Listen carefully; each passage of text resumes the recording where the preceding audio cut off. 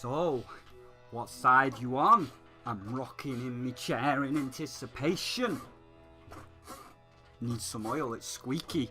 What side are you on, Spyro? Thousand Year Door side or the new Paper Mario side? Come on, Spyro, which one you on? I'm excited. I mean, both, really. As I'm not a purist, I'm open to a new idea if you have the gumption to back it up. Like, despite not being an RPG, I like Super Paper Mario. Sure, there was no... I mean, there was a kind of level up system, but to be fair, you know, let's call a spade a spade. There was no real RPG elements, and it was really just a platformer. But despite it being a different experience, it had enough good shit in it to back it up. It still had a fantastic cast of memorable characters and villains, like the Nerd Chameleon and Mimi. It had two great final bosses, especially with Count Bleck's backstory of Count Bleck and Dementio.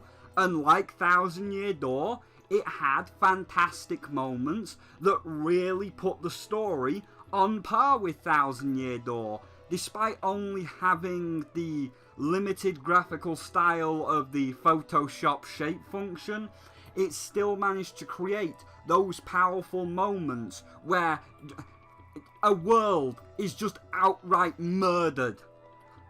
They're dead. They died. And this is all that's left. This barren, empty land of nothingness. They're dead. They're gone.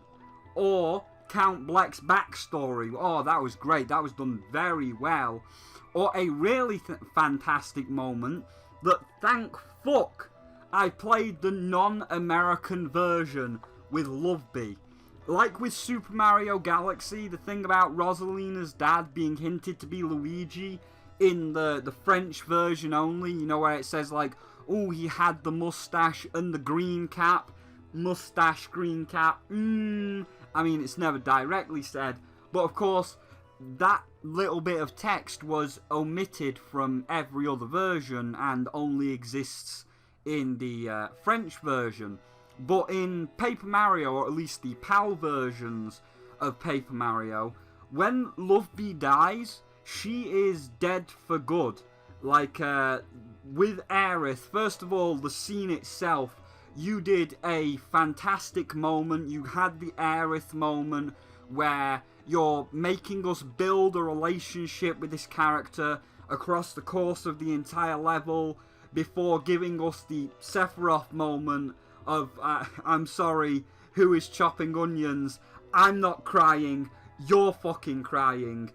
But the resurrection scene in the credits was cut from the PAL version, or at least the UK version of the game, to really make her sacrifice stand out as a major moment. We don't want no fucking Dragon Ball Steven Universe shit where death literally means nothing. And it works. It's one of the most memorable scenes of Super. Her sacrifice because of the impact of the story. You have to tell her. She can't just be forced to do it. She has to be willing to do it. She has to be willing and say, I want to die. She has to be willing to kill herself to save everyone. And she did. And she is dead. And she's never coming back. And that's a burden that you have to live with. You asked someone to kill themselves to save everyone. There's no magic Dragon Ball shit to bring her back. Well, as long as you're in the UK and not America that are cowards and had the Steven Universe thing at the end where they resurrected her. And I know what people are going to say. And it's hard to prove because it's like, well, we've never seen this cut version. Well, it's cut, you know, it's like the Hey Arnold Pigeon Man with the, you know, rumoured, and some people say it's true, and it is. I think I've definitely heard of someone seeing this version where the Pigeon Man jumps and he's dead, but the camera cuts away. So it's kind of like this. This is me editing the Pigeon Man one now, where he says like, oh, Arnold, you know, I'm going to go now and hopefully I can find another Arnold. And in this version, you see Arnold look at the sky, the pigeons fly up, and then it cuts to the Birdman with all the pigeons pulling the cords. But this scene is apparently like an extra scene, and at least in the original or a version they don't air anymore, it kind of goes like this, where he's like, oh, I'm going to meet the birds, and then you see the exact same scene of Arnold looking up and the birds flying away, and then like that, it just cuts there. It doesn't show the rest of it, it's chopped off. So it's not like something's been changed. It's not like a physical change where you can say, here's the original and here's the edited version. You know, like One Piece with 4Kids, where it's like, here's Smoker definitely holding a gun, and then here's Smoker not holding the gun. There is a clear, distinct edit. It's not like that, because an edit wasn't made, it was just cut. So when I say, at least in the version that I played when I was a kid, that Love Bee was not in the credits, it's not a change to the credits still roll.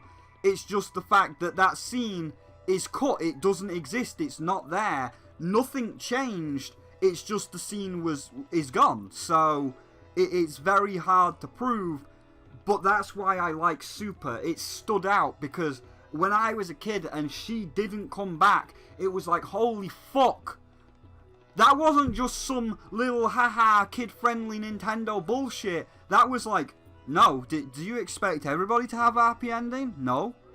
No, somebody died. You can't have, not everybody, you know, Majora's Mask, that's why I kind of also latched onto Super, if you want to put it that way. You know, Majora's Mask, you can't save everybody. If you go do the marriage quest on day 2, the little girl is going to get raped by aliens. If you go save the little girl from the aliens, then Cafe is going to die in the bandits' hideout. If you go and do this quest, if you go out into, you know, the night of day 1, and you're going to the wood temple to save the Deku princess, you've missed the first night. You're not going to save that old lady from getting robbed by bombs. You can't save everyone. You're not God. And that is why Majora's Mask's so good, and that's why I like part of the story of Super.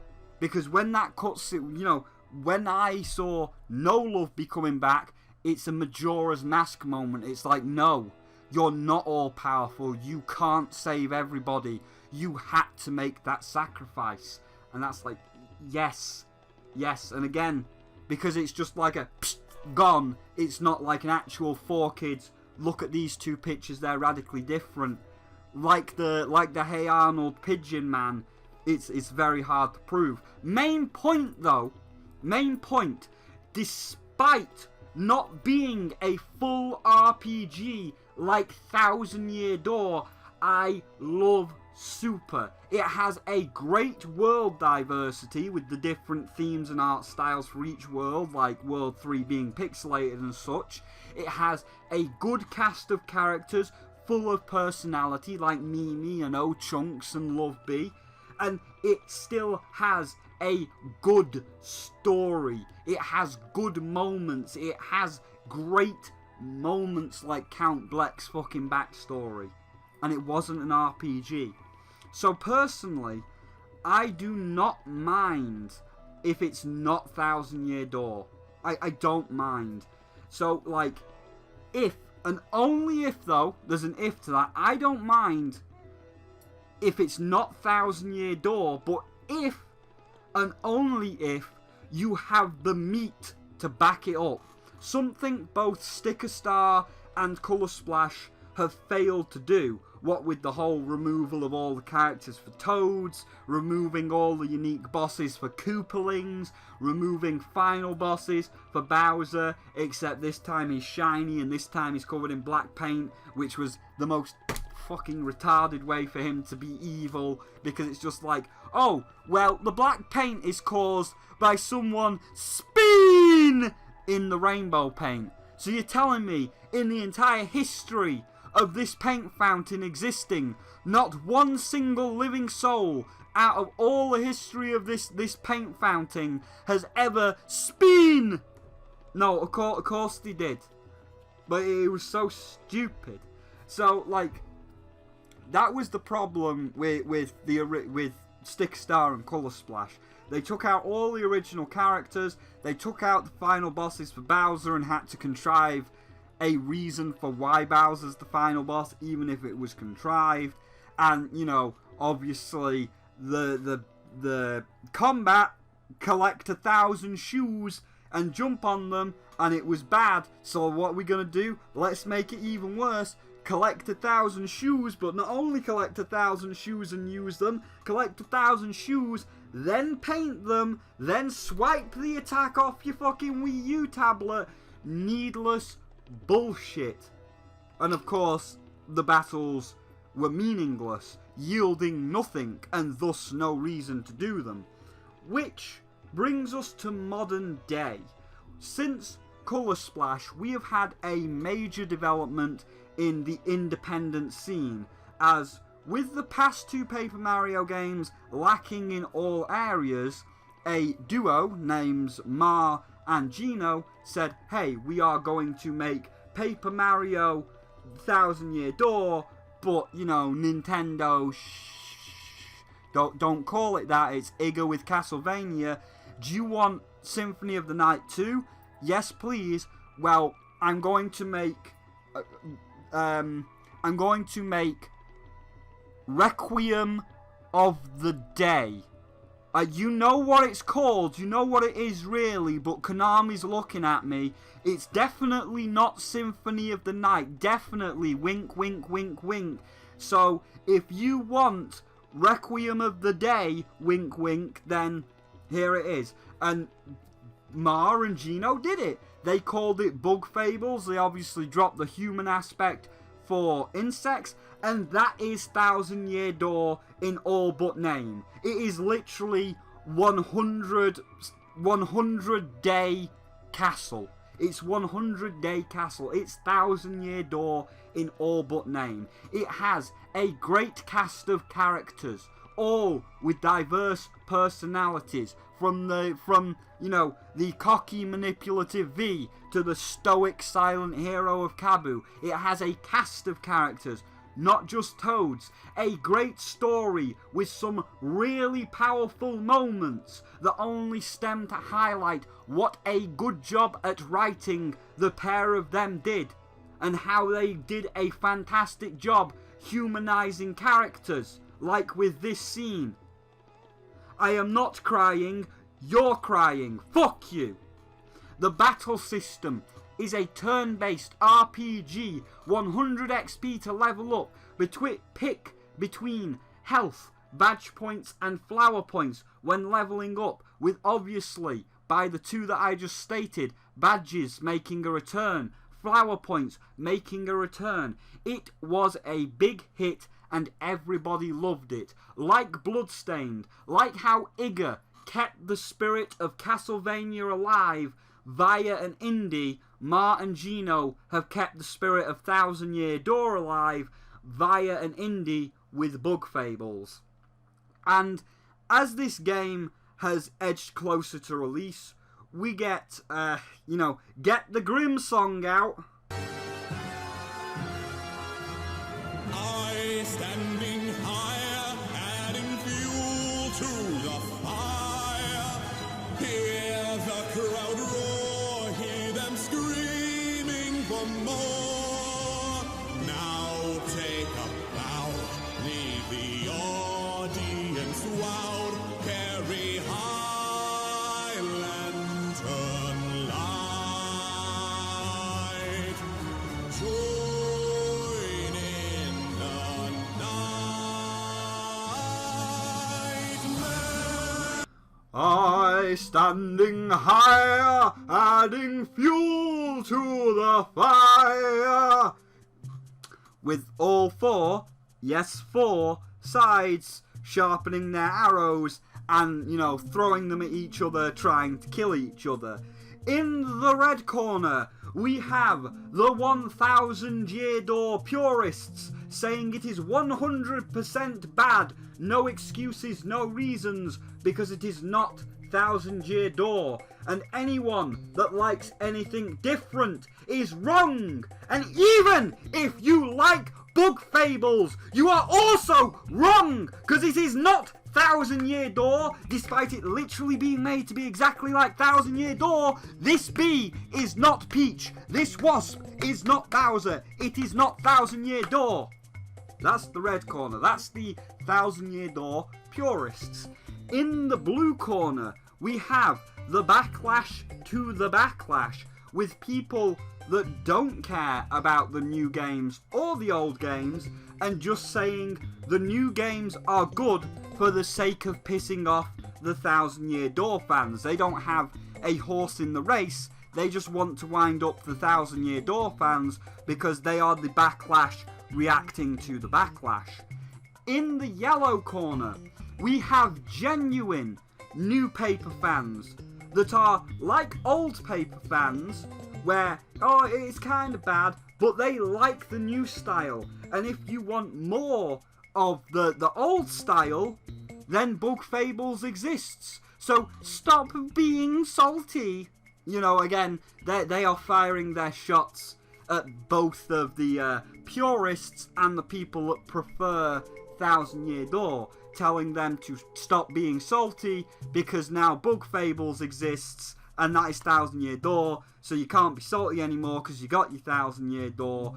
But also at the same time ignoring the legitimate criticisms of New Paper Mario. If you say that the sticker or card based mechanics of Sticker Star or Colour Splash, where you collect 1,000 shoes and you use them, is shit, they will completely ignore that criticism because they just think that you are a 1,000-year door fanboy and you hate the game. So they are kind of the opposite of the 1,000-year door purists, where they like the new one, but don't you dare say one bad thing about the new one, or they will ignore the legitimate criticisms, because like the 1,000-year door purists, they won't have anything said about the new paper games. And then there is the fourth corner, which is where I am sitting. I am sitting here in the purple corner, eating the popcorn, watching the flames fly, with several mindsets. A, it's just an opinion. Just because I think Sticker Star and Colour Splash is boring trash that is a complete mess, does not mean that others can't enjoy it. Play whatever makes you happy. B, if this is really how Nintendo wants to go, then so be it. We have had 3 games now, and it seems there is no changing their mind. And now Bug Fables exists, so if you want classic Paper Mario, just cuddle up to the big brown mantis and play Bug Fables, as it's literally 1,000-year door. And C, due to the division of the fan base and the community, Paper Mario is now in a Last of Us 2 situation, where no matter who says a thing, nobody can win. Now it doesn't matter. Whoever says a thing, it's just more words for the void. Nintendo can now no longer physically win. Make an old 1,000-year door Paper Mario, new fans will call Nintendo cowards for bending the knee and caving in to the screaming nostalgia nerds, and they're too afraid to do their own thing, so they will leave. Make a new Paper Mario game, and the old fans will call Nintendo assholes, because there is a full rich market, as proven by Bug Fables, there is a full rich market for an old style Paper Mario game, with old Paper Mario fans begging Nintendo, saying, "We will give you money. My wallet is open. Suck the money out of my wallet, Nintendo. Why will you not do this? Why are you making this new trash? Look at Bug Fables. Bug Fables is doing well. There is clearly a market. Suck my wallet dry, Nintendo." So Nintendo can't win either way. Make a fucking new one. All the old fans will say, "Why are you making a new one and not Thousand Year Door?" Make a Thousand Year Door. All the new fans will say that you're caving into the nostalgia nerds and you're too afraid of them. They can't win. So, Nintendo can no longer win because the fan base is divided. Both sides have created their own echo chambers. The only thing Nintendo can do is try and make a middle ground, or at least for this game, because of what I'm going to say at the very end of this. This review stems to be more of a let's play devil's advocate for both sides, as after I finish the game, and that's something we're going to come to, because I know you're looking at the time and like, "Did you get a review copy?" We're going to get into that after this paragraph, because this is like my final just little thing on it. So Nintendo can't win because the fans are divided. Both sides created their own echo chamber. So all Nintendo can do, at least for now, is try and make a middle game that has new and old aspects that please both. Something that worked for Luigi's Mansion 3. They took the old, the gallery ghost, the floor-by-floor gameplay, and combined it with the new, the dark light mechanics and Gooigi, and it resulted in perfection. To me, Mansion 3 is the best out of the three, as it hit that fine balance of old and nostalgic, but at the same time, new and fresh, the perfect blend. So, we have a divided fan base. The best we can do is first of all get the fan base together and get that perfect blend. If we do enough stuff right, we can end up having it be the best of both worlds for now, and we can make something like Luigi's Mansion 3. So, did they pull it off? Or at the very least, did they pull it off enough to stop people complaining that it's not Thousand Year Door? Review starts here. Prelude over, review starts here. But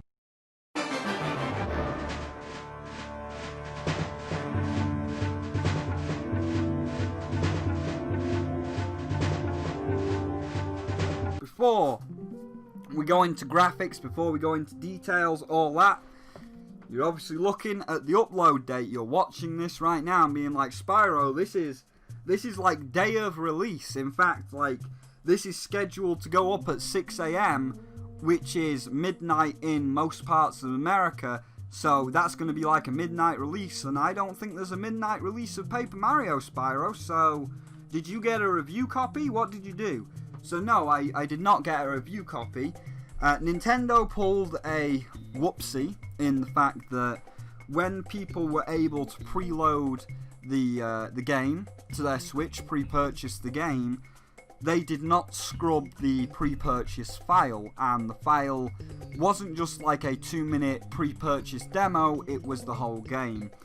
And smarter people obviously knew how to exploit that. They extracted the files, and the whole game has been leaked for just over a week now.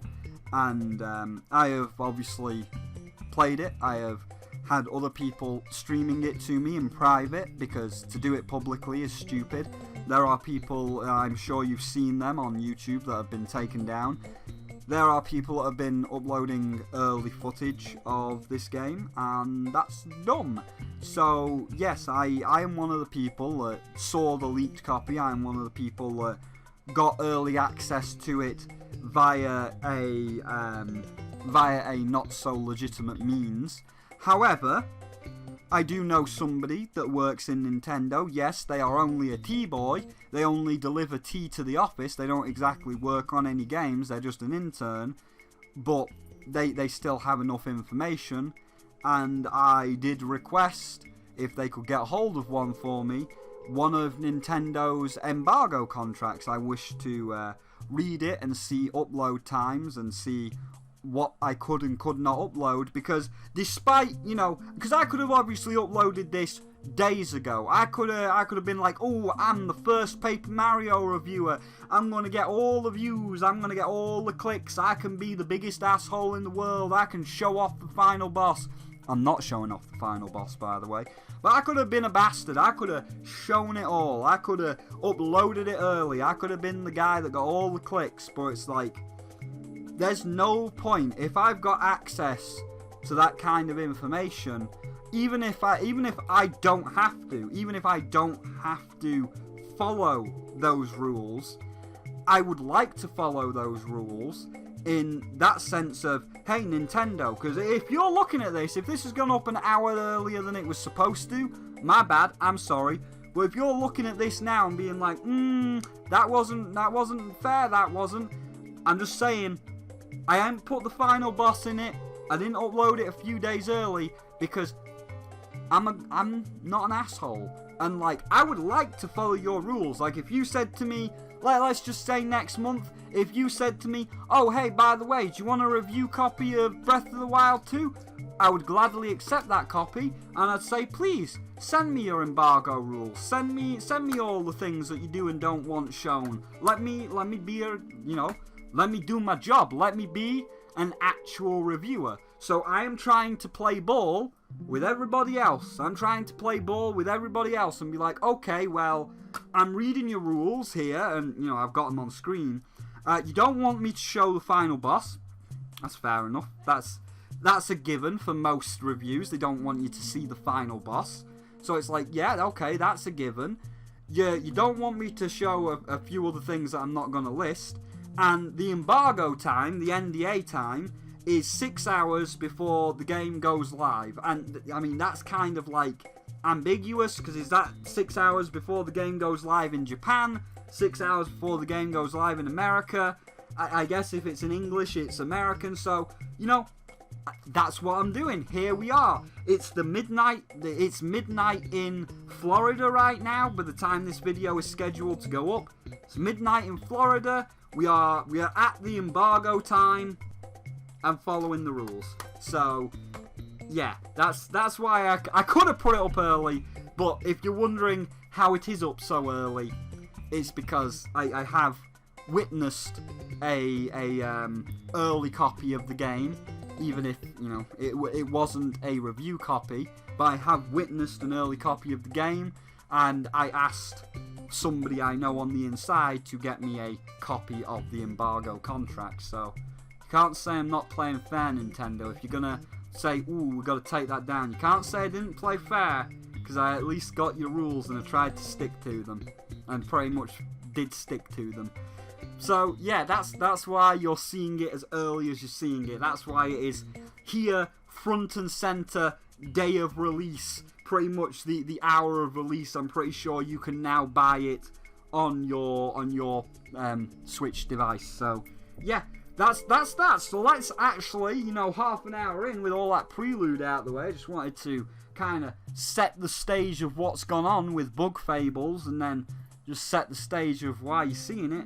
But let's get into the game. Let's actually go.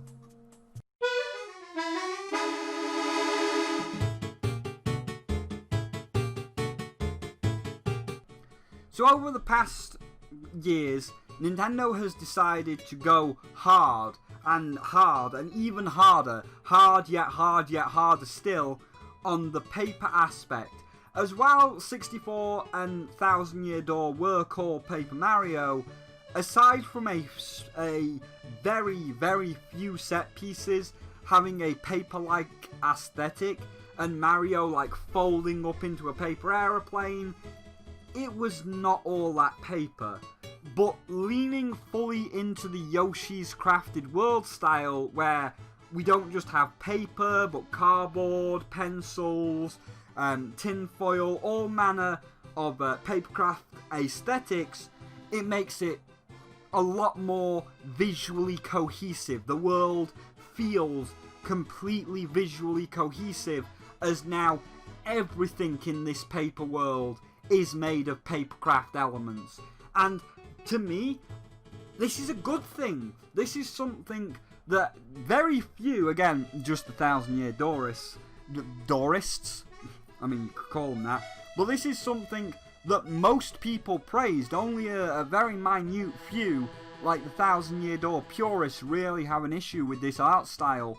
But most people are all in agreement that this papercraft visual is absolutely fantastic. It looks phenomenal, and it's something that I said in Colour Splash, and I will say here, damn, that shit good! And I would love to see a remake of the original, or a remake of 1,000-Year Door with the Colour Splash or now Origami King art style, because it just looks so much better. And just imagine seeing everything redone in HD, like the towers of the Shadow Queen and such, made of giant pencils and cardboard and things. It'd look amazing. In fact, don't imagine it, somebody is actually doing it. They got all the source files out of Origami King, or I believe Colour Splash, and they're applying it to the original Paper Mario 64. Have a look at just one guy's work.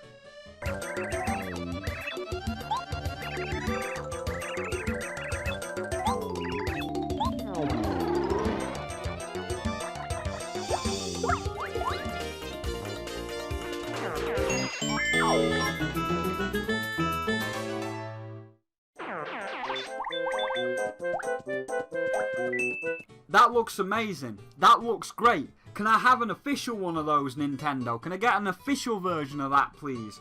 So yeah, the leaning fully in to the papercraft art style has worked really well. It lends itself to being able to A, look visually appealing, and B, be more creative with its set pieces and the way you move around the world. Like with Mario fast traveling, because he's made of paper, he can fax himself like a piece of paper to other areas of the map.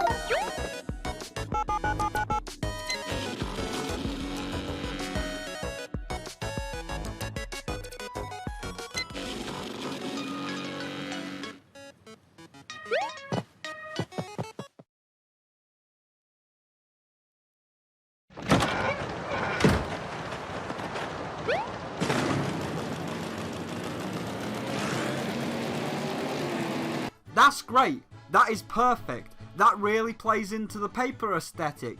Paper Mario. It feels great. It looks great. This is a good art style. Do not let up with this art style. Next Paper Mario, keep doing this. That's a thumbs up. That's great.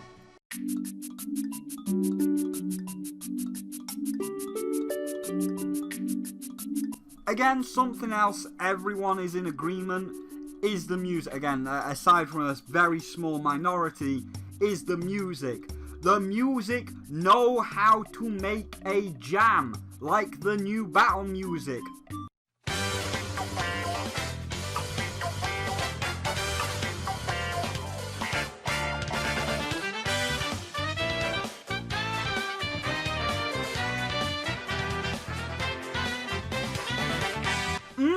That poppin'! I thought I was listening to Daybreaker. I'm just a better version of Sister Dear. You think you know me all that well. Well, how I gotta tell the tale. I'm pretty black and white. I am the day and night, and always ready to ignite. So don't you touch that wire. This is how you start a fire. Now what have we learned? Because my flames are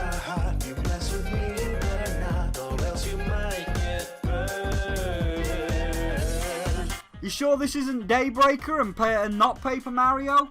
So once again, like Color Splash and Super, basically all the Paper Marios, but you know, Color Splash is the one where they really got the jazzy soundtrack. Like Color Splash, once again, the music is on point. Once again, 'tis a bop, and very few can argue that. However, you're not here for the basic stuff. Everyone's in agreement, yeah, it looks nice. Everyone's in agreement, yeah, look, it sounds nice. But you're not here for that. You're here for the fuck shit. You're here for the stuff that splits the community. So let's get started. You touch that wire, this is how you start a fire. Now what have we learned?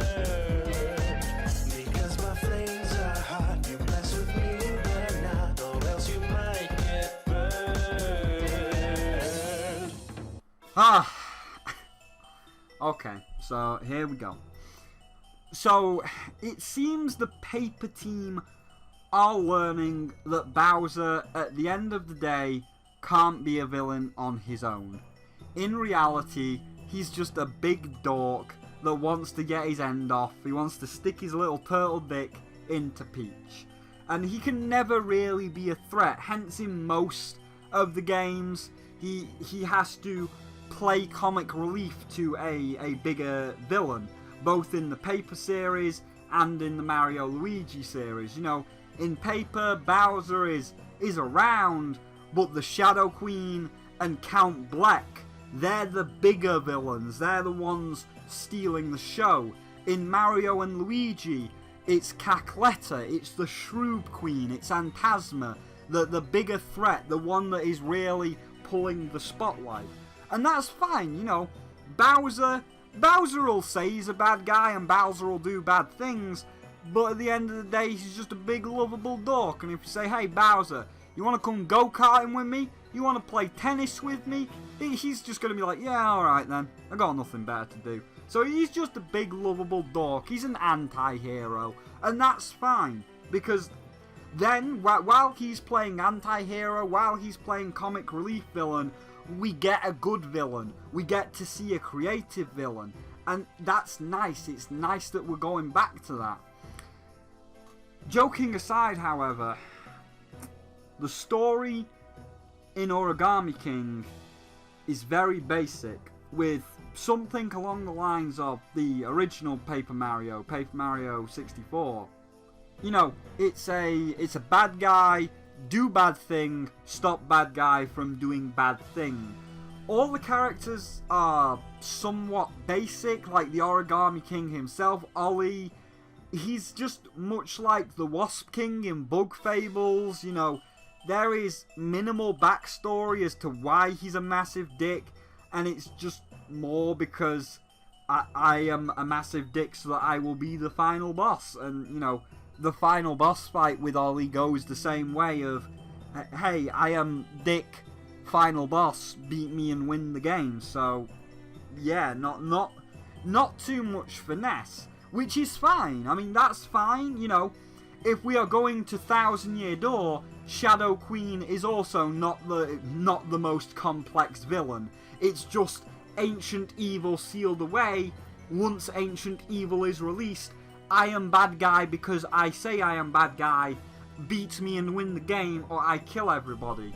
And while I do prefer a more complex villain and villain dynamic like Count Bleck and his crew, a basic villain is fine. If he serves his purpose, like the Shadow Queen did, like the Wasp King did, if he serves his purpose, that's fine.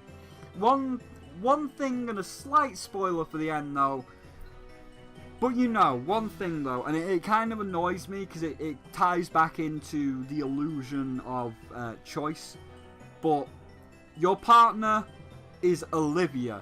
She is the brother of the final boss. And she's not going to... First of all, she, in terms of a story perspective, is not going to let her brother die. And, you know, Nintendo... Not friendly, happy Nintendo, you know. Hasbro, corporate Nintendo. We gotta market this shit.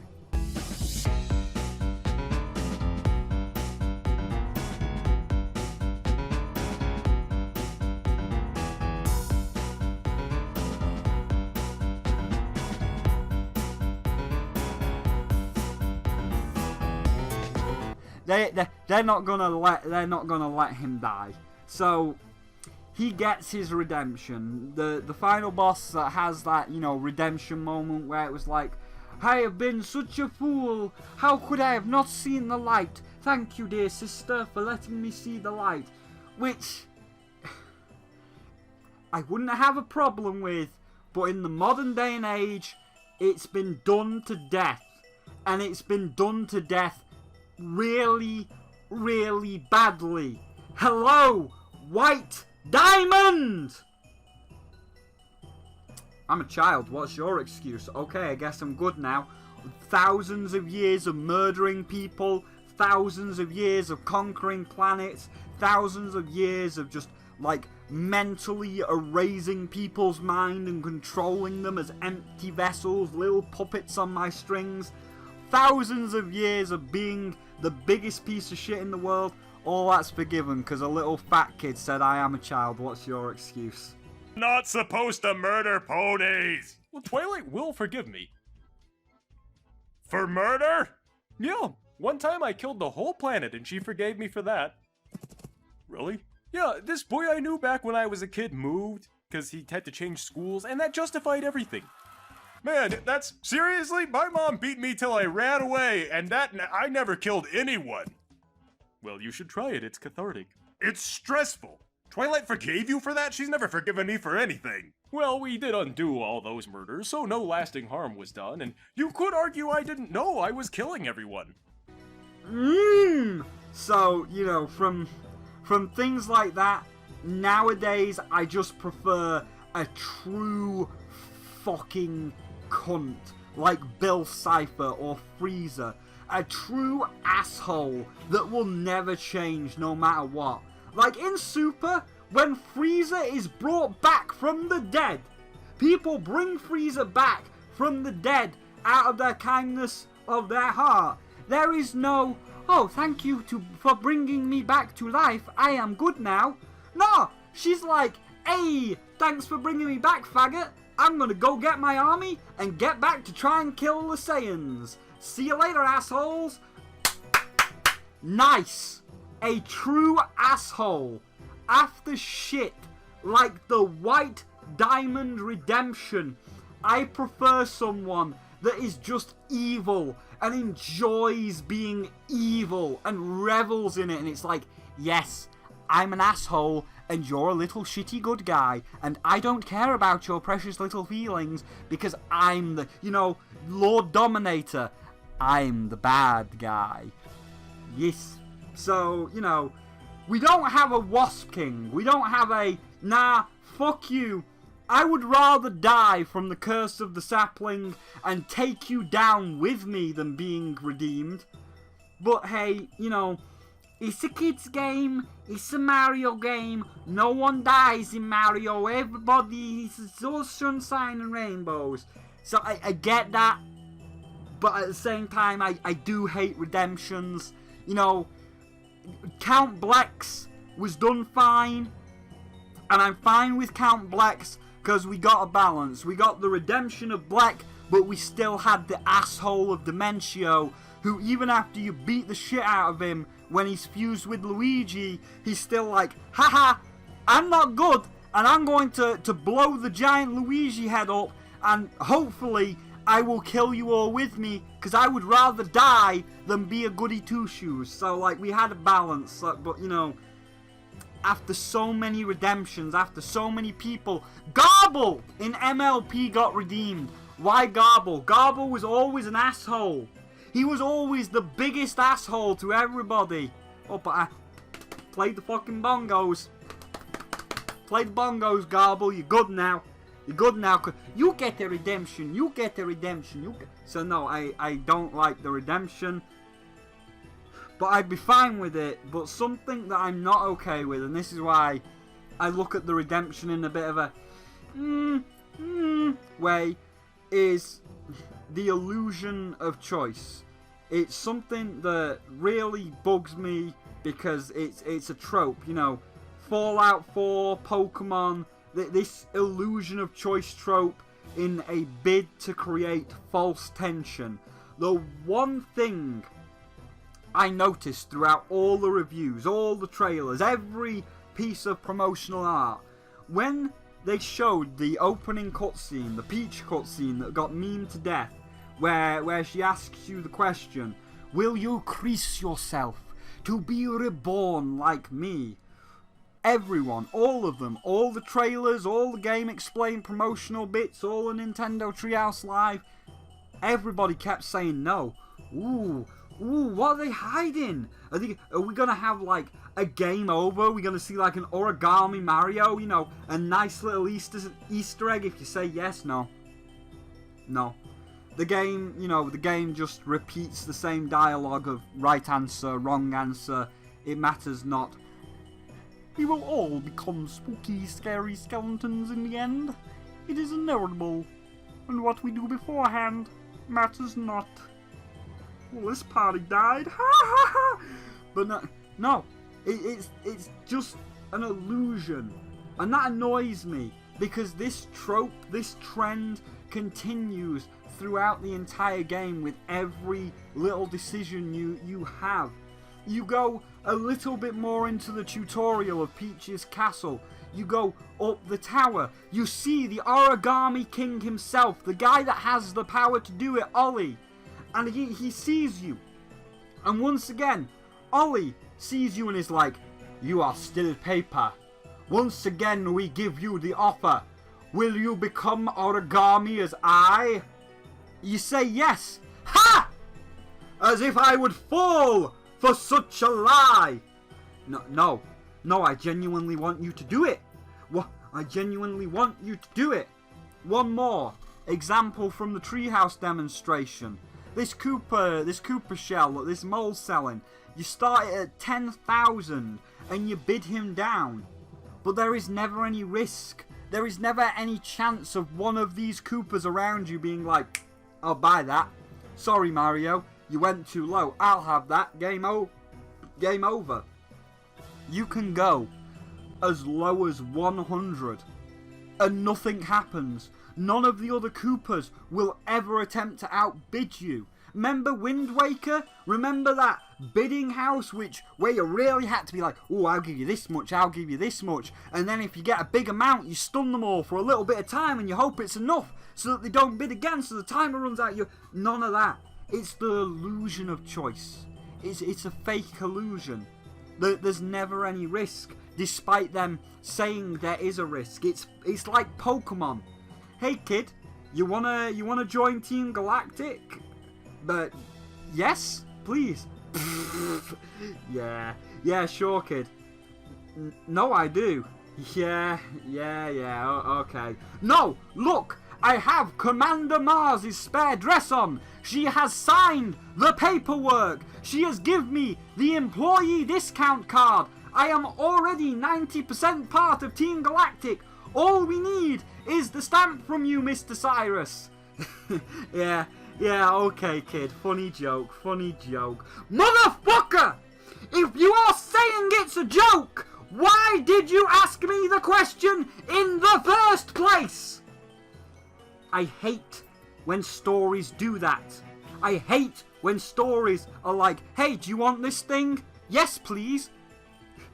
Look at this memester. Look at this kidder. It's why Fallout 4's main story was so bad. Like the whole Diamond City question. Do you want to help us? Do you want to help the citizens of Diamond City? No! I am playing an asshole. I want to kill every single citizen in Diamond City and take all your shit. But sorry, that's not an option.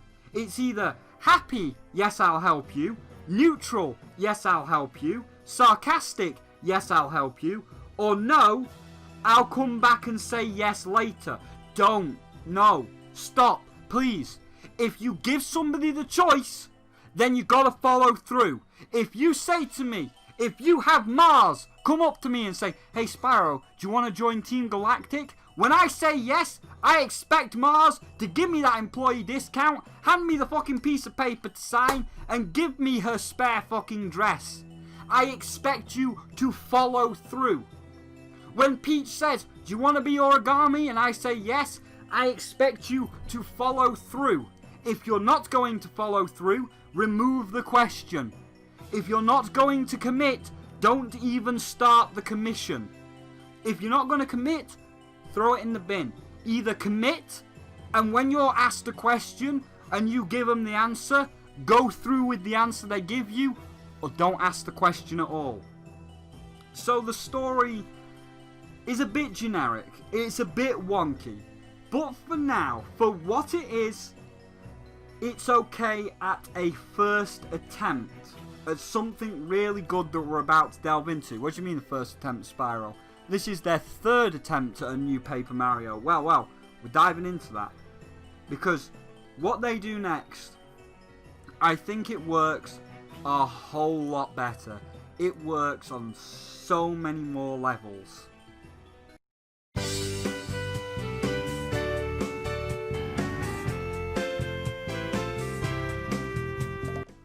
Oh, I can't wait for Spyro. Let's get the squeaky chair again. Oh, I can't wait for Spyro to go into this. I can't wait for Spyro to go into this one. It's not 1,000 Year Door, it's some shitty combat system. It's some terrible, awful combat system. I can't wait for him to do a Scott Falco. You know, there are people that like the 1,000 Year Door, and then there are some people that just have good taste.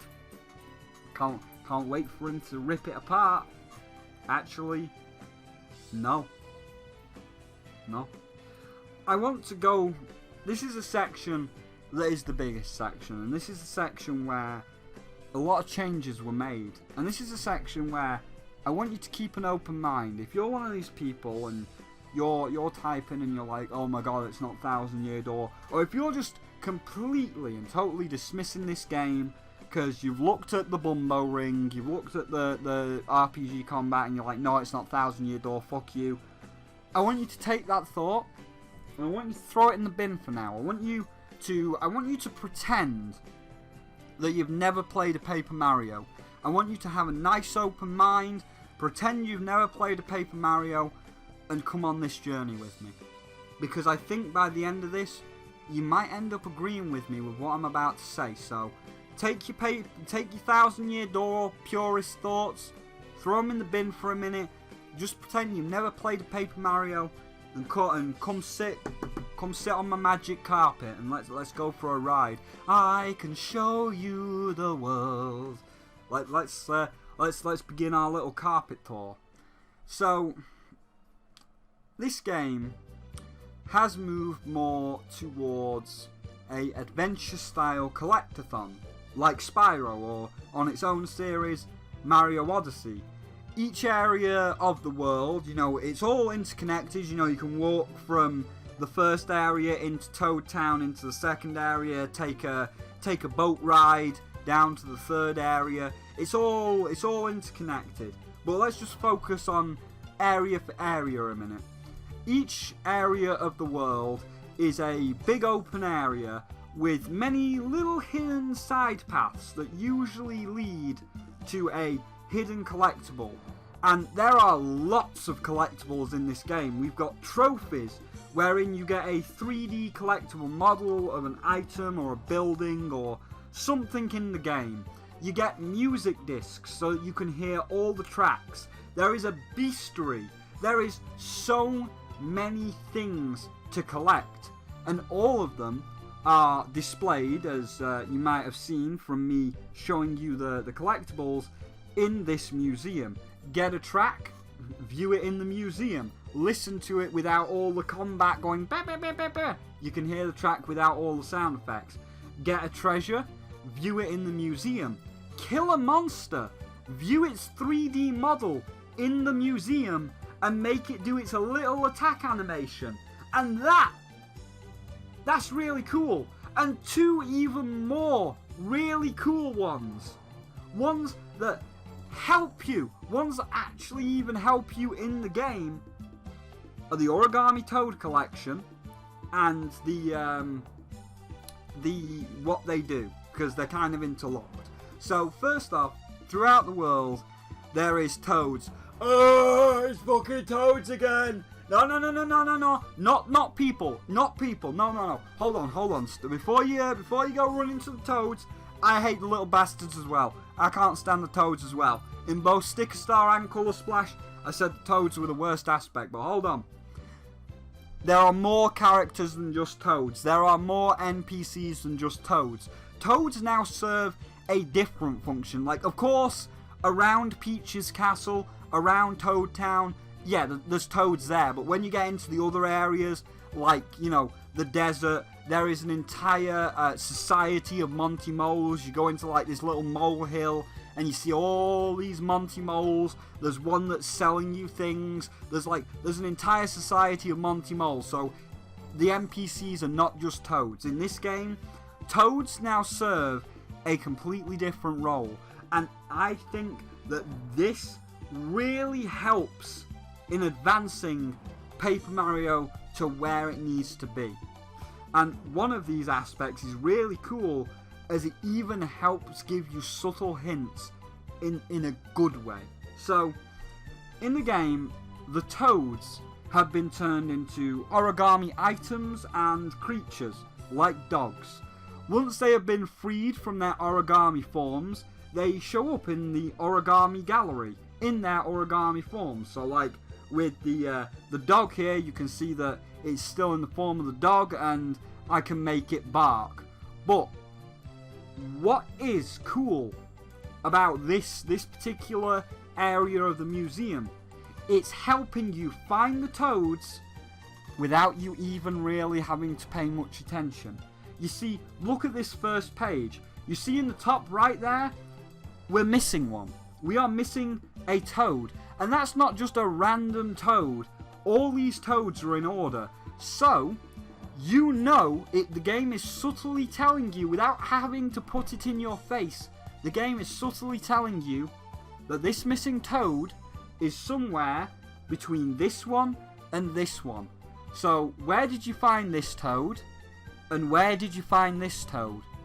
Now look in the area in between. So, it helps you narrow down where you're missing it. It helps you figure out the exact location of where you could be missing this toad, opposed to just blindly searching.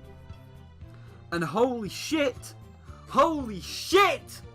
blow the dragon down, the toads are actually worth saving, as saving them yields a fucking reward this time.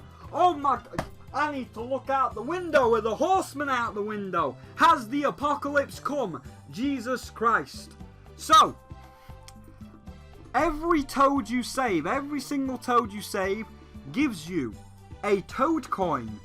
These coins can be spent in the museum and unlock all the concept art for the game. So you can see all the dropped ideas, all the dropped characters, all the things that did make it into the game. It's actually a great reason to save them. It's like getting all the skill points in my games so that you can see the concept art, the dropped ideas. Hey, do you remember if you got all the skill points in Spyro 3 where you saw Ripto and the Sorceress talking about Spyro 4? It never happened, but that's the piece of concept art that's there. Do you remember in Spyro 2 where there was the concept art of this enemy that never made it into the game? What is this thing? The world will never know. It is a good incentive to save them. It's actually a good incentive to save them. So all these collectibles incentivize you to explore every aspect of the world and every single area of the world. And the world itself, like Colour Splash, there are missing holes in the world that will need filling in. Only this time we are doing it with confetti opposed to paint. And this is where we start to... You see where I'm going with this? Do you see where I'm going with this? Everything I've said so far, do you see what we're moving towards here? The things I'm talking about? Do you get it? Let's continue. But yeah, so there are holes in the world that need filling in. And only from time to time, in a very rare force circumstance, do you need to do an RPG style ring fight. There are some fights you can't avoid, there are some fights that are forced on you. But that is very rarely. And now it feels more of an adventure. It feels more natural. Now that you're not forced to fight absolutely everything. Now that they're just kind of there as a side thing. The filling in of the world, the filling in all the missing areas with the confetti, it now feels more natural. And being that we are now more focused on a collectathon style game of get all the things, you even get a little 100% restored reward. So when you have 100%ed an area, when you have found all the holes and you have filled all the holes, you'll get a little thing that says, hey, you got 100% and you get a little reward. It incentivizes you for exploring. It incentivizes you for going and collecting the things.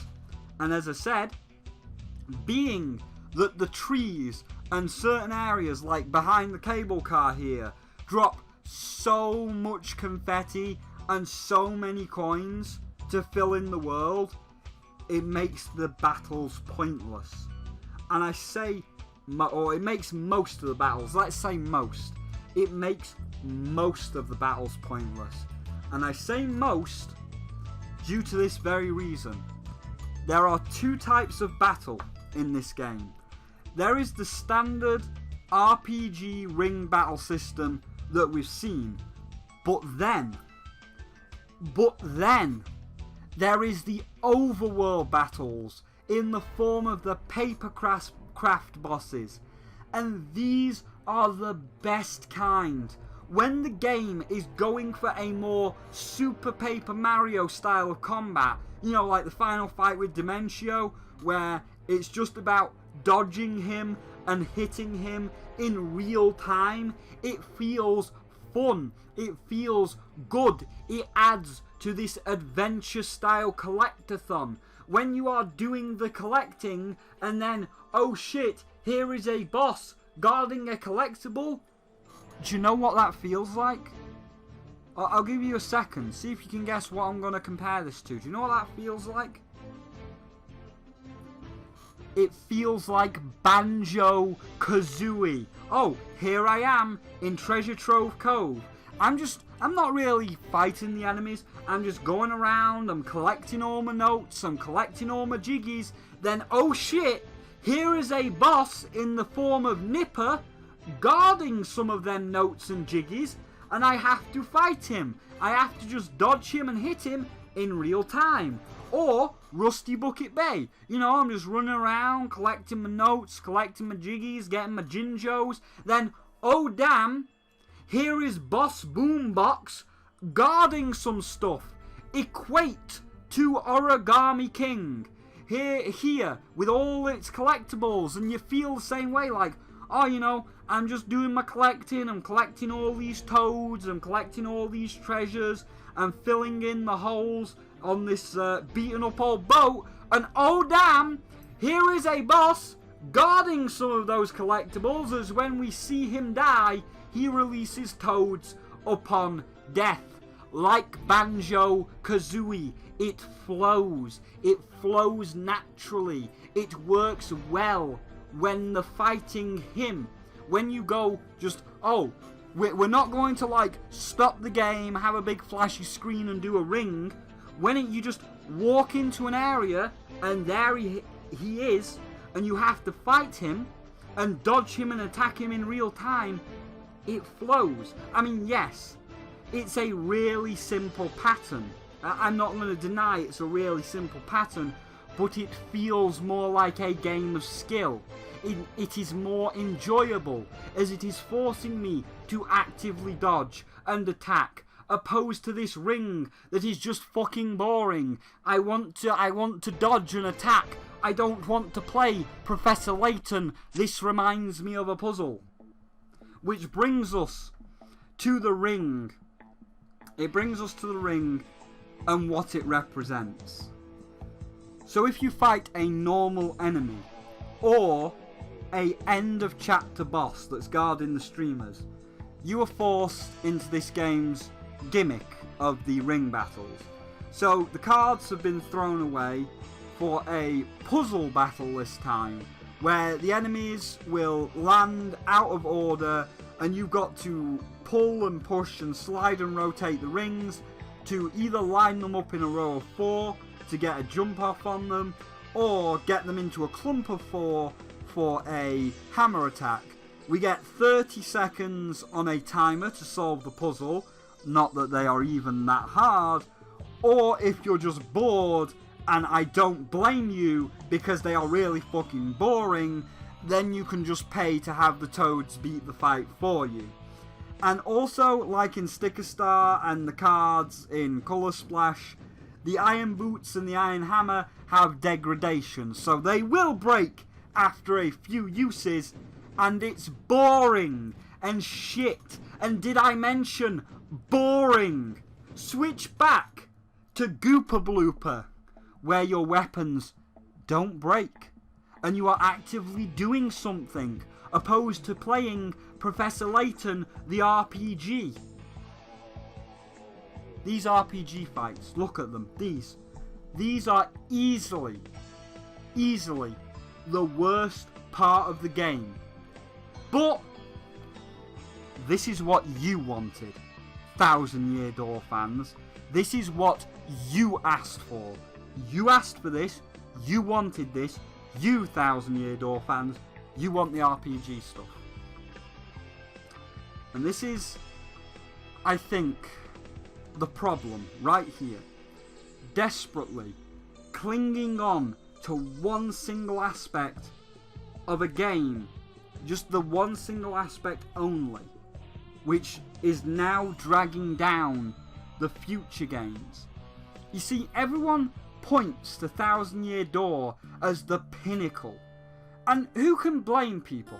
It was great, and it got the freshest ingredients and it mixed them together just right to create that perfect cake.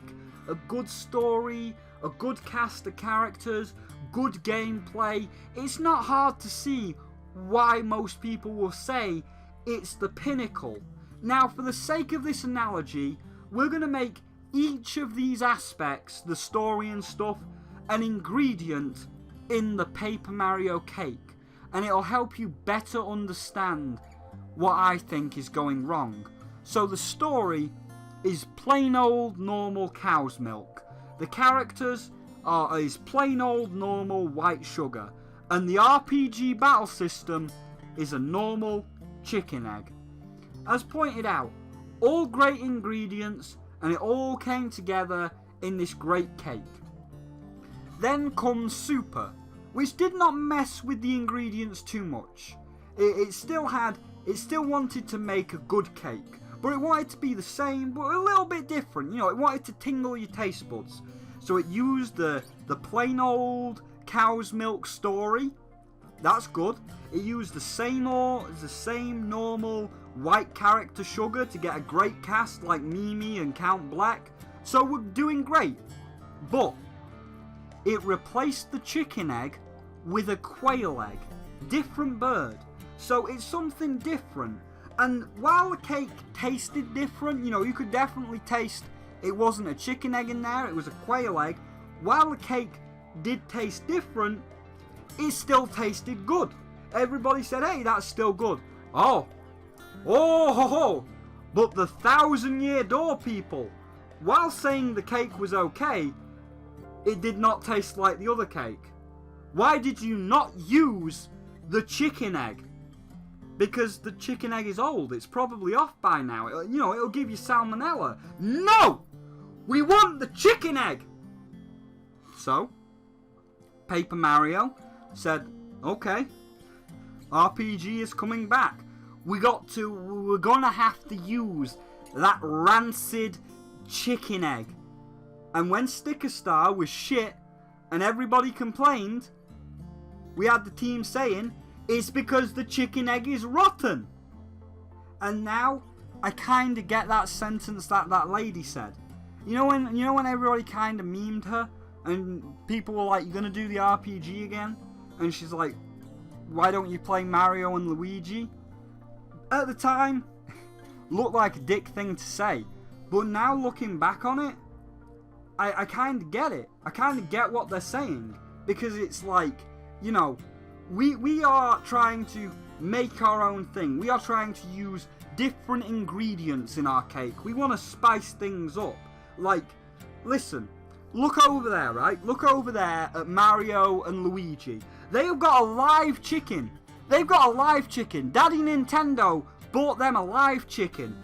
And that is shitting out brand new, fresh RPG eggs every single game. Every time they want to make a game, they pet the chicken on the head. Brand new, fresh RPG egg. Superstar Saga, RPG egg. Fresh, everyone liked that. Bowser's Inside Story, RPG egg. Fresh, everyone liked that. Dream Team Bros, RPG egg. Fresh, everyone liked that. They got the chicken laying the fresh eggs. If you want the RPG, why don't you go over to the RPG chicken? Why don't you get their fresh eggs? No! No! We want Paper Mario RPG! Use the fucking chicken egg again! And, you know, everybody was screaming, so they did. And we got Colour Splash. And the RPG elements were shit. And not only were they shit, they were even worse. Because now, not only did you have to collect the cards, but now we had to collect the cards, paint the cards, swipe the cards to do the battle. It was a mess. Fucking Paper Mario devs! You're so shit! What is wrong with you? Why can't you just make 1,000 Year Door? We give you the RPG egg! Boy, have you seen this egg? The egg is rotten. The yolk is green. There are flies buzzing round it. You can't keep the egg fresh forever. That's why we said for you to go play Mario and Luigi. They've got the RPG chicken. They're laying fresh RPG eggs. No! You're just not trying hard enough. Use the same egg again. Do you see my point? Do you see my point here? I am praising the open world aspect. It's great. I am praising the collectathon parts of the game. It's great. I am praising the overworld fights like Goopa Blooper, which reminds me of Banjo-Kazooie. All these things are what make the game fun. We have fresh ingredients, a new type of milk. We got some coconut milk. Sure, it's not the best story in the world, but it's a good start. We have a new brown caster sugar that we're gonna try to make some characters like Olivia. Not quite Count Bleck, but again, they're getting there. And oh fuck, we got a tropical parrot egg. Like this nice, big red macaw, you know, it's got the big red body, the blue and yellow feathers on its head, the green feathers on its tail. We got a fucking tropical parrot egg for the gameplay. A fresh, new gameplay egg to show you how fun Paper Mario can be. But we can't escape that rancid, black-yolked, green, fat, horsefly covered 1,000 Year Door RPG egg. We still had to force it in. Like, the parrot egg, this nice, fresh, tropical parrot egg, it did a good job masking the taste, but you could still taste that rancid 1,000 Year Door egg that they are being forced to keep using over and over again. So listen, I get it. 1,000 Year Door was good. It was great, in fact. But so much of the RPG stuff never returned. Flower points never returned. Star points never returned. Leveling system never returned. Badges never returned. It's all gone. Hardly anyone brings these things up. No one says, oh god, I'm dying for the flower points. No. Anytime people go for the 1,000 Year Door, They never bring up the intricate details. They never bring up the flower points, the star points, whatever other stuff is in there. They just say RPG battle. That's ambiguous. That could mean anything. You want an RPG battle? Okay, let's do Final Fantasy VII RPG battle. It's still turn-based, but the limit gauge is ticking up. That could mean anything. Nobody ever goes in to the intricate details of Thousand Year Door. They always just say RPG battle. And that is the aspect that they're desperately forcing. RPG battle. No, Super was bad. RPG battle. Force the RPG battle in. Paper Mario does this. Here's your RPG battle. No! It's not the right kind of RPG battle. What do you want? RPG battle. Here's Color Splash. No, it's the wrong kind of RPG battle. Tell me what kind of RPG battle you want then. We don't know. You're just saying RPG battle. RPG battle. Thousand Year Door RPG battle. Here's an RPG battle. Why can't you do anything right? They never bring it up. And this is the issue. This is the thing that is now the stain. It's no longer the shining beacon. This is the thing that's the stain on the game. It's the thing that drags it down. As when it's trying to be more like Super Paper Mario and less like Thousand Year Door, it's good. Hell, absolutely absurd amounts of confetti and coins. Or look at how many coins you get from going behind this cable car. Look at how much confetti you get out of this tree. The absolutely absurd amount of confetti and coins you get from the overworld. It is trying to force you to never battle. It's trying to tell you there is no point in doing the ring battle. Don't do them. Never do them. Sure, do them once for the beastery. But like, it is trying as hard as it can to disincentivize you from doing RPG shit, because they don't want to do RPG shit anymore. They want you to enjoy the adventure. They want you to get immersed in the world. They want to be Super Paper Mario, not Thousand Year Door. And to me, that's perfectly fine. I get it. I do. I understand where you're coming from. Thousand Year Door was great. It was fantastic.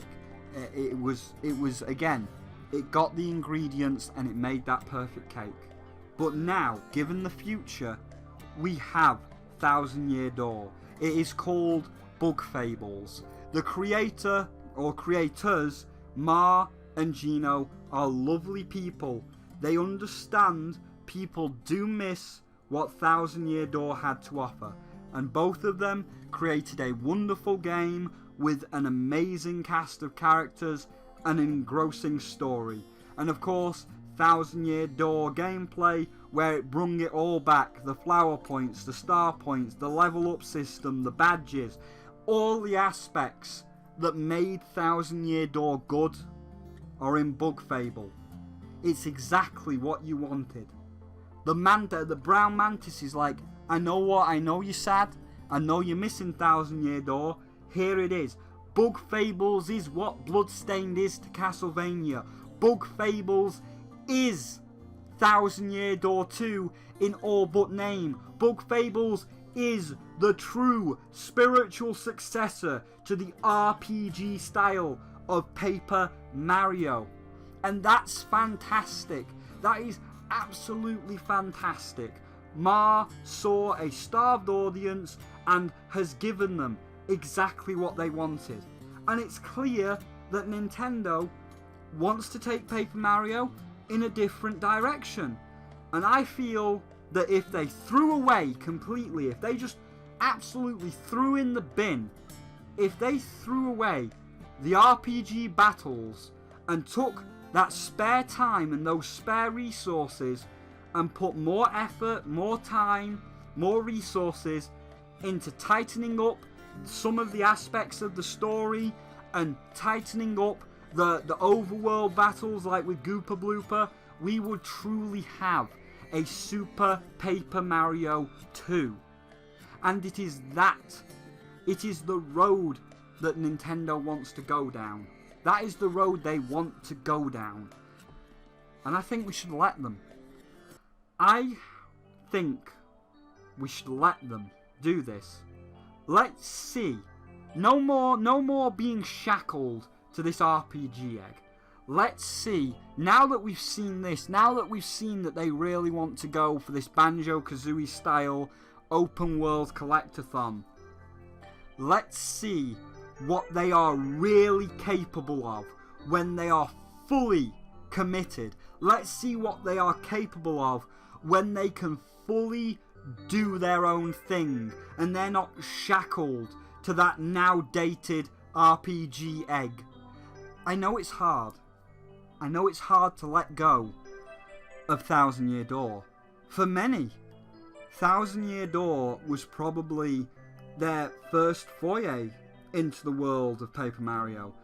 And to me, it was my first look into Paper Mario as well. It holds a special place in many people's hearts. And many people don't want to see Paper Mario change. But if it's a change for the better, why hold them back? And now, it's not like you don't have Thousand Year Door. You have Bug Fables. Bug Fables exists. Bug Fables is your Thousand Year Door too.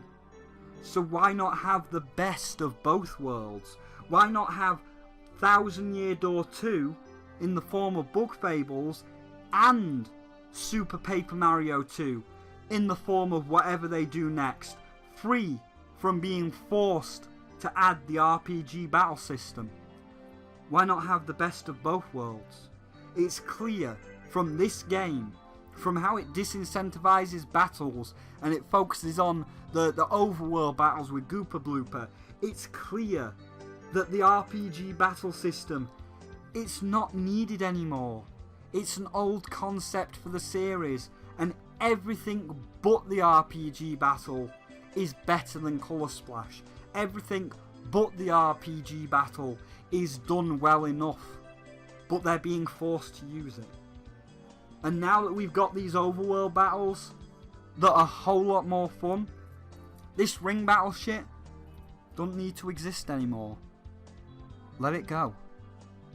Just accept it. If you want to play Thousand Year Door, either get it on emulator and play it, or play Bug Fables. If you want to play Super, play Origami King.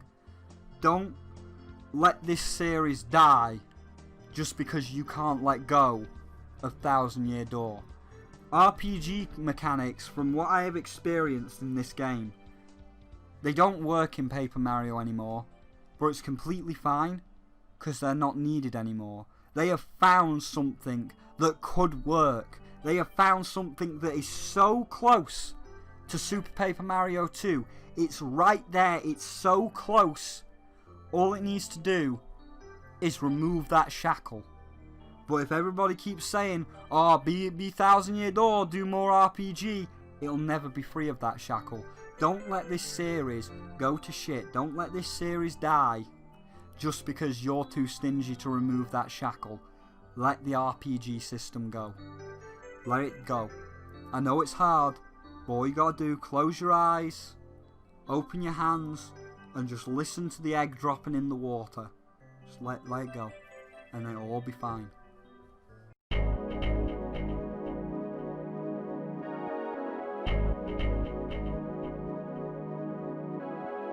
So my final verdict for Paper Mario, the Origami King, is a really good 4 out of 5. Maybe a 3. I was undecided due to, you know, the story's a bit hurt. But I did enjoy it more than I hated it. Yeah, I'm gonna go with that score. I did enjoy it more than I hated it. Honestly, the point of this is really the only point, the reason why it's not like 5, the point that I am subtracting is the RPG ring. It's the one element that everybody keeps asking for, the one element that is now out of place. If it didn't have that fucking RPG element, I mean, it probably would have still stayed at a 4 because the story's not that great, but like, I would have put it as like a higher 4. Right now, this is a 3, maybe a 4, and I'm gonna say a 4 just because I enjoyed it. But like, if they removed that RPG element, it'd be guaranteed solid 4. I wouldn't be like teetering on the brink of 3, 4, 3, 4, 3. I wouldn't be teetering on that brink if there was no RPG.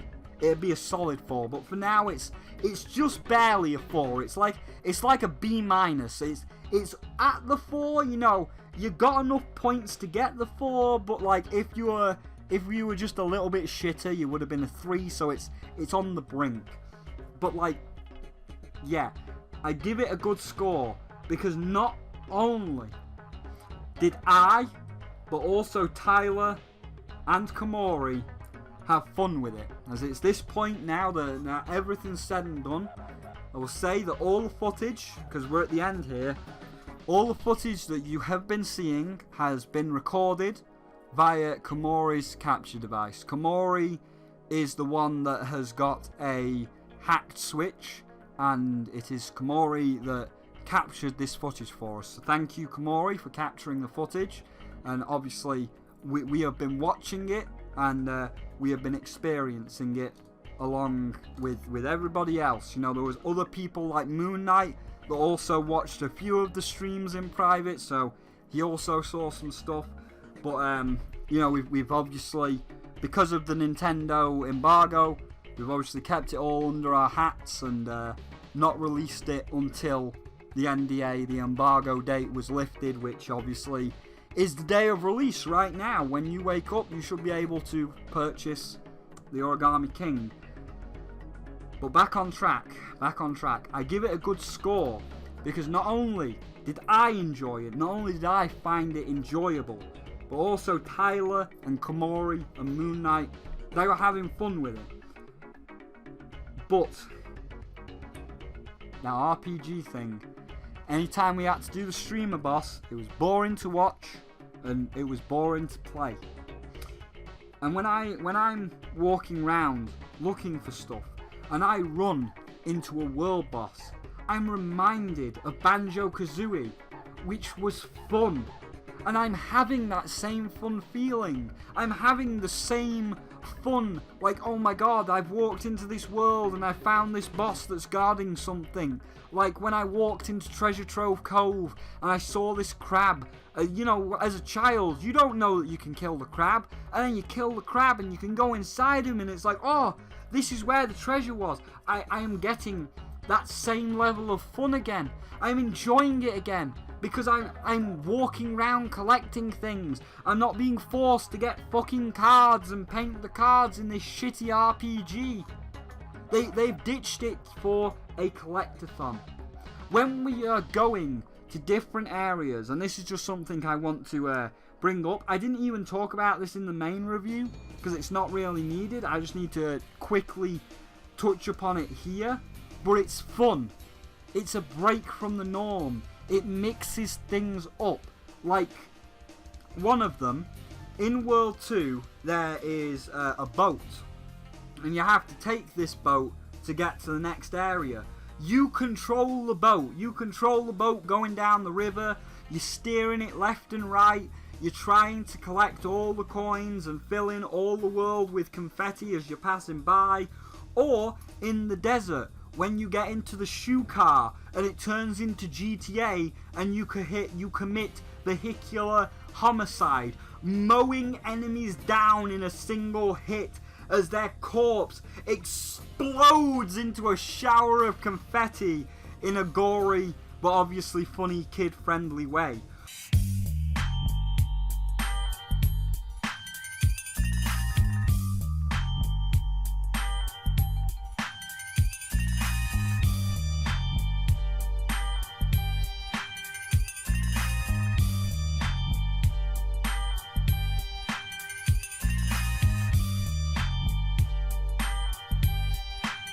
When I play this and I got to this river section, I am reminded of the river section in the dream world of Tak 2, or the river levels in the Emperor's New Groove on the PlayStation 1, with one of these being the Emperor's New Groove also being a collectathon, where if you get all the coins and the Cusco tokens in the level, you get concept art, like you do when you save the Toads.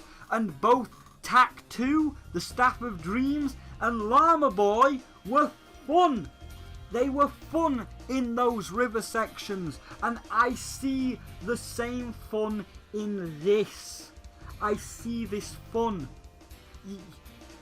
This is a game that I know how to have fun with, and this is a game that knows how to have fun and knows what it wants to be. It knows what it wants to be, but then it's dragged down by the ball and chain, the RPG aspects. Did you have fun collecting the stuff and treating it like Banjo-Kazooie or Spyro? Yes. Too bad. Here's an RPG ring battle that's boring and slow and boring and slows the whole fucking game down. Alright then. Did you have fun with the overworld bosses and how you actively have to dodge and attack them? Yes. Too bad. Here's a boring and slow end of chapter boss that's in the big ring around the rosy merry-go-round. And it's going to be slow, and it's going to be boring, it's going to drag the whole game down. Did you have fun with the fucking riverboat section or the shoe section? Yes. Too bad. Here's another fucking thing from the fucking RPG that's bad, and it's going to fucking slow the game down because the RPG element just doesn't fit into this game. It doesn't work anymore, and it needs to be dropped. There is I've been recording for an hour, so I need to take a drink in a minute, but there is so much potential here, so much room for improvement. If they could just sack off what is left of the RPG stuff, if they could just throw that in the bin, and they could tighten their focus on some of the weaker aspects, like the story and making a few more overworld bosses, it would be great. It would be there. Never mind, we've got to bring up that meme again. Shiggy is still the fucking bad guy, or fucking Mr. Smiles here on the thumbnail. So obviously it was done. It was all done. It was all processed, all ready to go. Hey, 4 out of 5. Good. You did good. You know what I was saying? Did you hear what I was saying? I was saying, hey, so next time, right? Let's ditch the RPG, obviously, because it doesn't work anymore, and let's tighten up the story. Let's get a better cast of characters. Let's really tighten it up. Let's focus more on that. Let's focus more on the gameplay. Now you're sacking off the RPG because it's not an RPG anymore. Let's really focus in. It's good. It's good. And I'm not going to take it. I'm not going to fucking shoot this game for it, because this game's fine. This game's passable. This game's good. This one's fine. But now we've got to fucking deal with this. Because again, it's done. It's 4 out of 5. It's good. You did good. You were doing it. And then Game Explain. You know, can't fucking smile. Grogar depression. This is me. I'm a miserable old goat now because Grogar can never fucking smile. Because it was done. It was good. And everybody has got a fucking leaked copy, like Prosophia. He's fucking got the final boss recorded. Where'd you get that from? You clearly got a fucking leaked copy. But that was not important. Not important. Because everybody's having fun with it. Everybody's having fun with collecting. Everybody's having fun with the overworld battles. Everybody's enjoying it. Then you fucking did this. So Game Explain did an interview with Mr. Smiles. That's his name. Look at the thumbnail. That's what I'm just going to keep calling him. I know his name, but his name's Mr. Smiles now. Because he's got a big shit-eating grin. Because he needs that big shit-eating grin for all the shit that he's shoveling. So Mr. Smiles had this interview, and questions were asked. You know, hey, do you think we could get a good storyline again? Now that you're focusing, because even Game Explain are bringing this point up that you can just fuck this shit off to make a better story. Hey, so now that you're sacking off the RPG, think we can get a better story? You think we can? You think we can? Oh, I don't know. You know, actually enjoy it? You want to do that? You wanna fucking enjoy it? No, of course not. So he fucking responds. This seems to apply to the story as well, as he was asked how to make sure the story appeals to a broad audience. Tanabe said that he felt that Super Paper Mario's elaborate story led the game away from the Mario universe, and ever since has refrained from using stories that are too complicated. So for Color Splash, he aimed for a game with more memorable events. In Origami King, he establishes some characters other than Mario's partner, and thinks Bobby the Bob-omb has turned out especially memorable. But there's one answer to a question that stands out above all the others and really illuminates some things. So VGC said, Mario is famous for its iconic cast of villains. Can you talk about the new villain in this game and how you design a character to stand alongside all-time greats like Bowser and Kamek? And Tanabe responded, since Paper Mario Sticker Star, it is no longer possible to modify Mario characters or to create original characters that touch on the Mario universe. That means that if we aren't using Mario characters for bosses, we need to create original characters with designs that don't involve the Mario universe at all, like we've done with Ollie, the Origami King, and the stationary bosses. Whether a character becomes an all-time hit or not isn't up to us on the development side. I think it's more of a case that characters that fans truly accept naturally end up that way. I hope the Origami siblings and Paper Mario the Origami King will stay in players' memories, even if they do only end up appearing in this title. In Super Paper Mario, to elaborate, the story led away from the Mario universe. So since Paper Mario Sticker Star, I've refrained from using stories that are too complicated. That's what people, you see, come here, man, come here. You see, this is what people like about RPGs, right? You know, like, I don't know, I'll just kind of pull one out of the air. I'll pull one out of the air for you, Mr. Smiles. Just a random one, you know, it's completely random, I swear. But you know, like an RPG, like, I don't know, Final Fantasy VII, one of the greatest RPGs of all time, that is placed in the halls of gaming history. You know, like, how that story is complex, and it's not just like, haha, the go stab the long-haired Silverman. It's actually, like, about eco-terrorism, and how, like, if you make a decision, like, yeah, you can blow up that power plant. You can stop Mr. Shinra. You can blow up that power plant. But what about all the people that need that power? All the people that will now not have electricity, not have gas to cook their food. They're gonna starve to death. Like, yes, while you are doing a good thing, stopping the bad man, you are inadvertently, indirectly, going to hurt thousands of people because of your actions.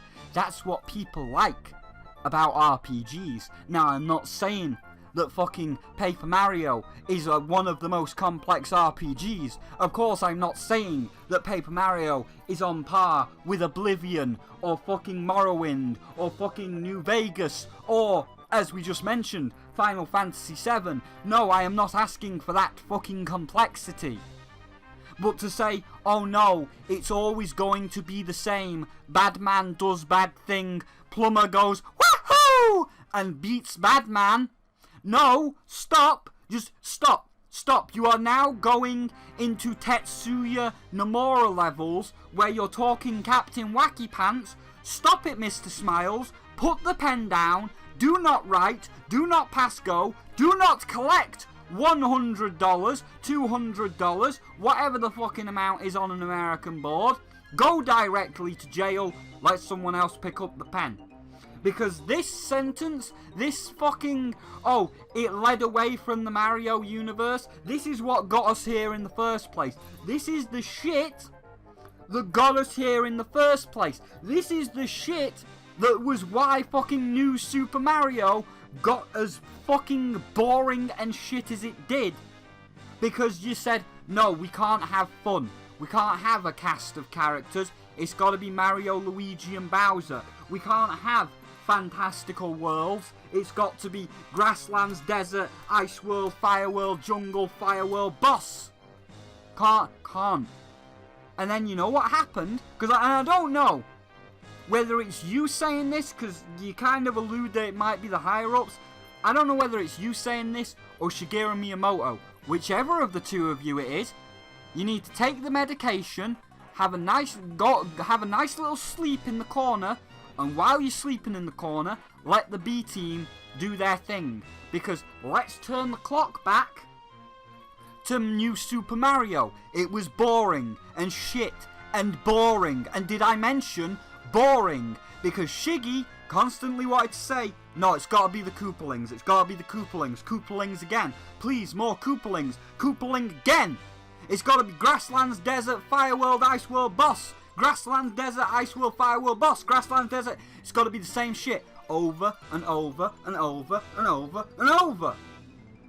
And then what they did, they said, okay, Shiggy, you clearly, people are clearly hating this, so here's a nice cup of tea, here's your medication, you go have a nice little snooze, and then the B team is going to make Mario Odyssey, one of the best Mario platformers of all time. And you know what's in Mario Odyssey? Stupid crazy worlds, like the Candy Chateau, with the fork people, and the little robots in the forest, and a goddamn Dark Souls world, with a realistic Dark Souls dragon. Let's go back to your quote. We're getting away from the Mario universe. Mr. Smiles! Mr. Smiles! Where in the Mario universe? Please tell me then. Please answer my question. Where in the Mario universe does a realistic Dark Souls world with a fucking realistic Dark Souls dragon fit?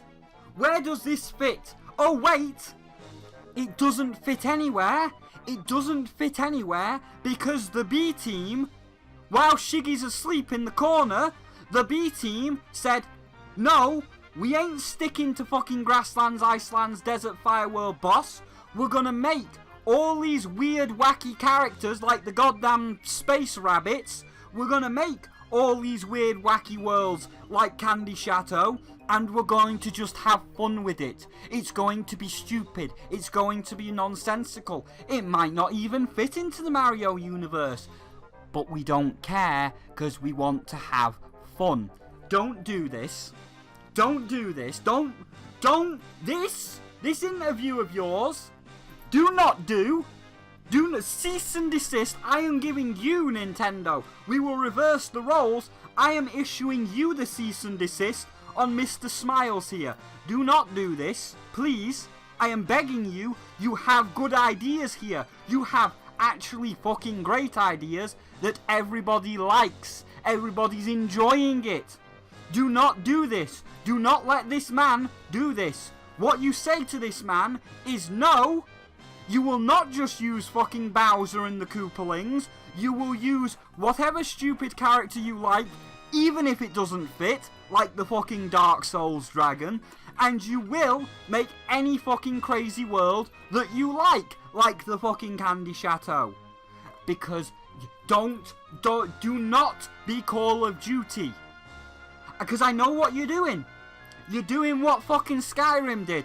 Oh, Oblivion's too complicated. Oh, all the fucking racial politics and all of Tamriel, you know, the High Elves think they're the best, and that's why they made the Thalmor Embassy, and that's why, like, they think they've got jurisdiction over the world, and that's why, like, the fucking Oblivion Walkers want to open the gates of Oblivion and let all the demons through to help them kill the all that. No, that's too complicated. So you know what we're gonna do?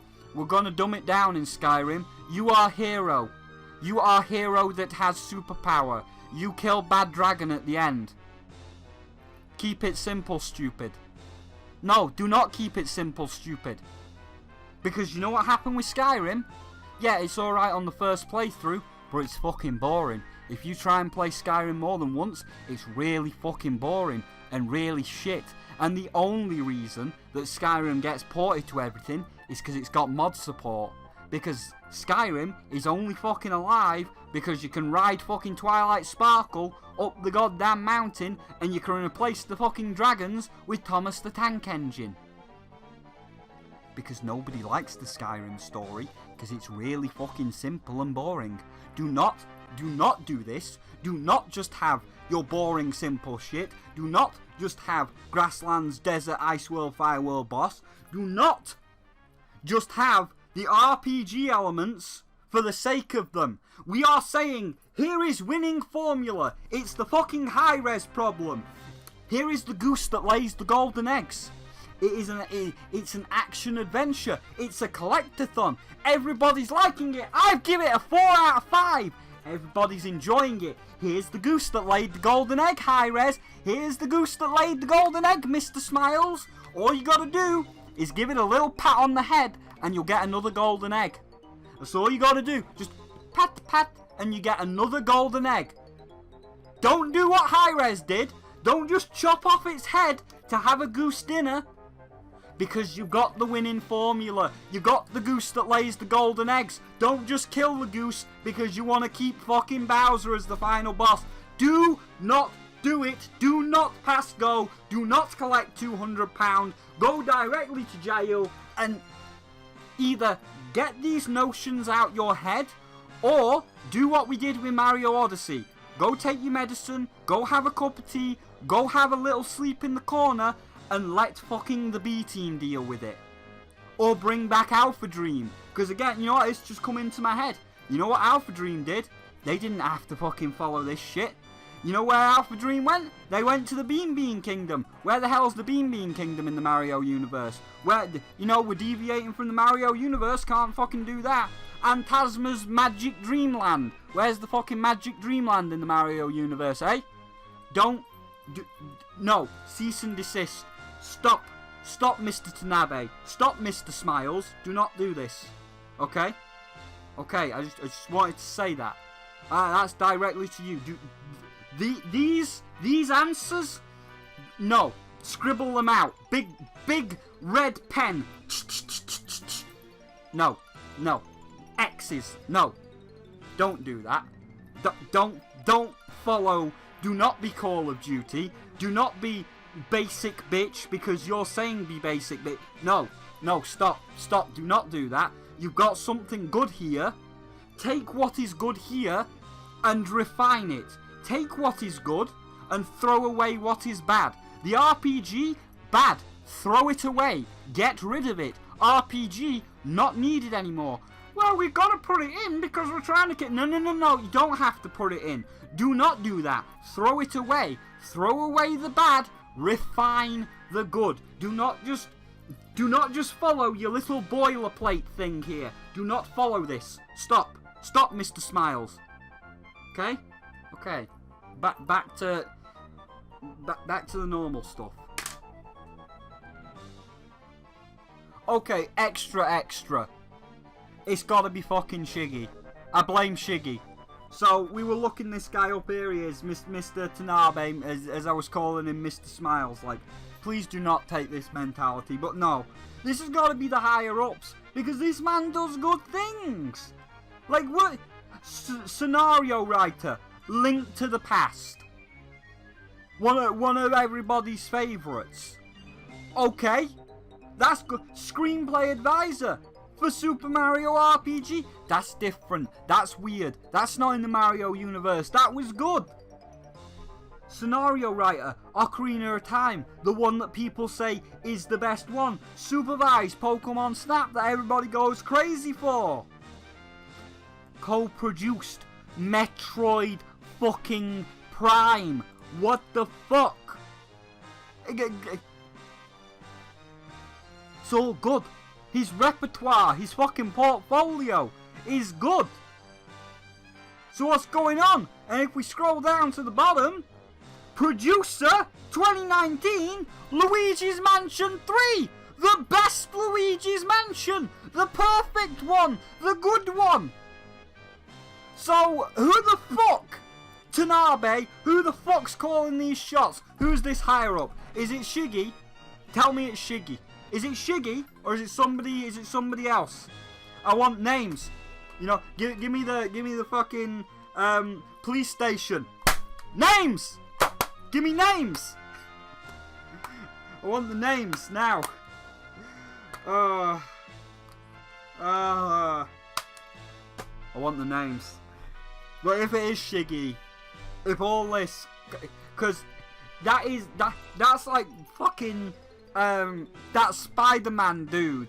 That's, you know, the Mr. Negative, where it's like he can have two different personas, where it's like he's got the white suit on and the black face, and he's like, I'm an evil bastard, and then he's got the black suit on with the normal white face, and he's like, I'm the best guy, I'm your best friend.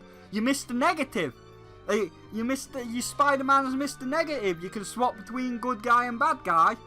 Or is there somebody, is it fucking Shiggy? If it is Shiggy, I think, because how'd you go from making, yeah, he fucking supervised Smash Brothers Ultimate with fucking, what?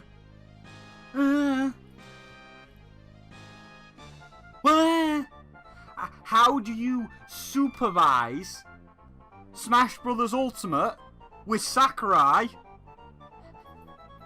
How? What is going on? Are we in Bizarro Land? How do you go from Smash Brothers Ultimate and Luigi's Mansion 3? And I mean, this one's good, but how do you go from these three being good and then saying shit like that? I bet it's fucking Shiggy. I bet it's Shiggy. I have to believe it is, because he's the one that made New Super Mario Brothers over and over again. And then when Shiggy had to go take a nap in the corner, and he's like, the B team can handle it. The B team made something good. The B team made Odyssey, and Odyssey just so happens to be the one that didn't have any input from Shiggy. I think it's Shiggy. I think Shiggy just needs to like retire, or at the very least like not have direct input. Just be a producer. Just like give the game like a little green stamp, like yeah that's greenlit, like don't let Shiggy don't let Shiggy talk anymore. What the fuck is going on? But yeah, so yeah, apparently this guy does really good shit, and then someone higher up the ladder is saying, no, don't do really good shit, make generic Call of Duty bollocks. So like, there you go. Because there are good moments. There are good moments in the story. The writers still know how to write. The writers still know how to have fun. The singing trees, it's stupid, but it shows that they still have that sense of humour. Sexy Birdo doing his performance. Again, it's nicely animated. It's a nice reference to Colour Splash, where he's singing on the moon. Honk honk Caminetta, Dark Blue Fire, Storm Cloud. But, oh, what's that? Do I hear the RPG train pulling into the station? Yes, I do. There is so much potential here. We are already having fun. But can you imagine how much more fun it would be if we sacked off this shitty RPG ring battle and made these shitty RPG ring bosses like all the overworld bosses, where you've actually got to dodge the attacks and attack when there's an opening and fight in real time? Could you imagine that? And given the passage of time, I see certain things that we all saw in the past as like, yeah, I get it now. You know, in the past we all had fun memeing on Shiggy and that lady with shit like this that I made. In crime, what am I, boys? He's a bad guy. Oh, it's magic to watch a planet shrivel up and die. Oh, to be a villain. I destroy their homes and then I watch them cry. 'Cause I'm the bad guy. Ha ha ha. Shiggy's the bad guy. He sucked the life out of Paper Mario and left us with colour trash. And I won't take that back. I will stand by that video. I will say that Sticker Star and Colour Trash were shit. They were shit. And as one of the directors, Shiggy had a hand in making them shit. But now, given the context of future, given the context of the future that we are now in with Bug Fables and everything that's happened, I look back on things like this. I look back on things like the lady saying play Mario and Luigi. I look back at that clip and I see it in a different light. With the lady who said the infamous line, yeah, it was an infamous line and maybe it was the wrong time to say it, but now I get what she was trying to say. She was trying to say like, hey, if you want an RPG like the thing that you keep begging for, play Mario and Luigi. They are doing it well. They are capable of carrying the RPG series. They are capable of doing that, and we, as Paper Mario, are capable of so much more if you will just let us get rid of that one aspect.